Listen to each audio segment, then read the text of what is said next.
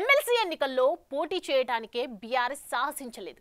కరీంనగర్, నిజామాబాద్, మెదక్, ఆదిలాబాద్ జిల్లాల పట్టభద్రుల ఎమ్మెల్సీ స్థానంలో కూడా గులాబీ పార్టీ బరిలోకి దిగలేదు.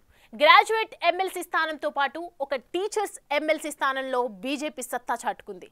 దాంతో రాజకీయ వర్గాల్లో కొత్త చర్చే మొదలైంది. రాష్ట్ర రాజకీయాల్లో బీఆర్ఎస్ శకం ముగిసినట్లే అని, పొలిటికల్ రేసులో నుంచి గులాబీ పార్టీ ఎలిమినేట్ అయిపోయినట్లే అన్న టాక్ వినిపిస్తోంది. ఎమ్మెల్సీ ఎన్నికల్లో గెలుపోటములు ఎలిమినేషన్ ప్రక్రియ ద్వారా జరుగుతాయి.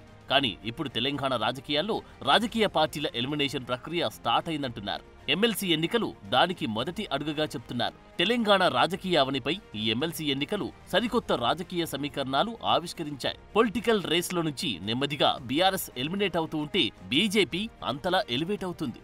ఇది భవిష్యత్ తెలంగాణ రాజకీయాలకు సంకేతంగా రాజకీయ విశ్లేషకులు చెబుతున్నారు. యుద్ధం చేయకుండానే చేతులెత్తేసినట్లు ఈ ఎన్నికల్లో బీఆర్ఎస్ వ్యవహరించింది. ఆ లొంగుబాటు బీజేపీకా లేక వ్యూహాత్మకమా అన్న చర్చ జరుగుతోంది. లోక్సభ ఎన్నికల్లో బీజేపీకి పరోక్షంగా సహకరించినట్లు విమర్శలు ఎదుర్కొంటున్న బీఆర్ఎస్ పెద్దలు ఎమ్మెల్సీ ఎన్నికల్లోనూ కమలనాథులకు దాసోహమన్నారన్న అభిప్రాయం వ్యక్తమవుతోంది.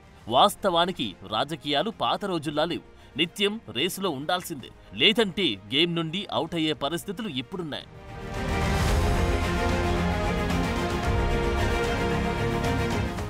ఈ పరిస్థితులను కేసీఆర్ అంచనా వేయలేకపోతున్నారా, లేక బీజేపీ కోసం తన లెక్కలు మార్చుకుంటున్నారా అన్నది అంతుపట్టడం లేదు. వాస్తవానికి బీఆర్ఎస్ నుండి 10 మంది ఎమ్మెల్యేలు పోయినా ఇప్పటికీ దానికి ప్రధాన ప్రతిపక్ష హోదా ఉంది. తెలంగాణ వ్యాప్తంగా క్యాడర్ లీడర్లున్నారు. ఆర్థికంగా కూడా ఆ పార్టీ అందరికంటే బలంగా ఉంది. అయినా కేసీఆర్ ఎమ్మెల్సీ రేసు నుండి తప్పుకోవడం అందరినీ ఆశ్చర్యపరిచింది. మనం తప్పుకోవడం వ్యూహాత్మక తప్పిదమవుతుంది. మనం తప్పుకుంటే ఆ స్థానాన్ని బీజేపీ ఆక్రమిస్తుంది. అది పార్టీ ఉనికికి చాలా ప్రమాదమని హరీష్ రావు లాంటి నేతలు కేసీఆర్ కు చెప్పినా ఆయన పెడచెవిన పెట్టారంట.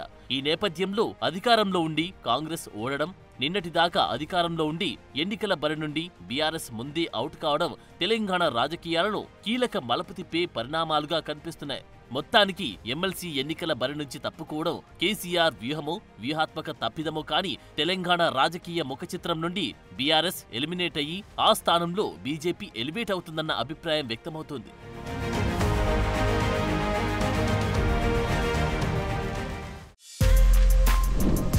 For more videos like this, subscribe Big TV channel.